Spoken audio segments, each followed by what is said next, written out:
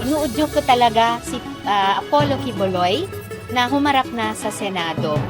Sa halip na magpa-victim o palabasing siya pa umano ang biktima, muling hinamon ni Senator Risa Hontiveros ang religious leader na si Apollo Quiboloy na harapin ang mga akusasyon laban sa kanya sa pagdinig ng Senado. Ito ay para marinig at makapagpaliwanag sa mga akusasyon na ibinabato sa kanya.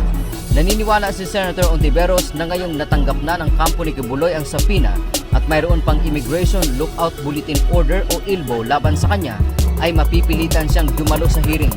Nakatakda ang susunod na pagdinig ng Senado sa March 5, 2024. At least dahil may ILBO at lalo na't dahil may sapina ang Senate, ay siguro naman dagdag na pangungumbinse o pag-oobliga kay Quiboloy na humarap na po sa aming komite.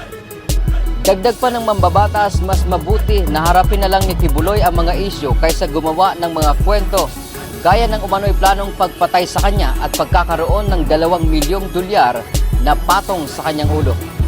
Ewan ko kung ano yan, pero hindi yan ang hinihingi ng Senado sa kanya at hindi yan ang obligasyon niya sa mga victim survivors.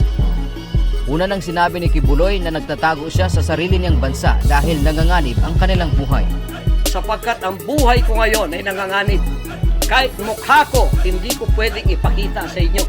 Sapagkat ako ay binigay na ninyo sa kamay ng mga Amerikano at gagawin nilang gusto nilang gawin sa aking sariling bansa. Sa inilabas na pahayag ni Quiboloy, sinabi nitong hindi totoo ang mga aligasyon laban sa kanya.